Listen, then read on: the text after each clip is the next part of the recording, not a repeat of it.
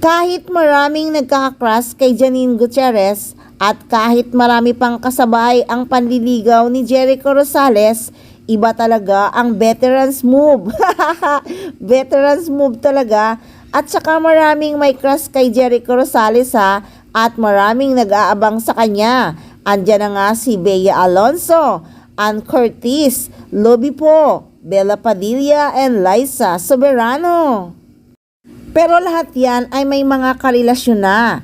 At kung meron mang mga may single na may crush kay Eko, nako, may nanalo na. Siyempre ang nagwagi, ang nag-iisang rising star na si Janine Gutierrez.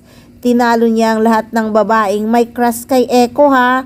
May chismis pa nga na gustong-gusto nga ni Ann Curtis na makatambal ulit si Eko. Wala namang mali siya kasi may asawa na si Ann Curtis. Gusto lang talaga niyang makatambal muli ang aktor. Siyempre, Jericho Rosales ba naman aayawan mong maging leading man? Pero sa lakas ng chemistry ng Ekonin, baka may pelikulang kasunod yan. Sayang naman kung hindi sila makakagawa ng pelikula, hindi ba? Nako, baka talunin ang comeback movie ng Diyos Leia ha. Bukod naman kasi sa lakas ng chemistry ng Ekonin, talaga namang napakagaling umarte ni Janine Gutierrez at ni Jericho Rosales.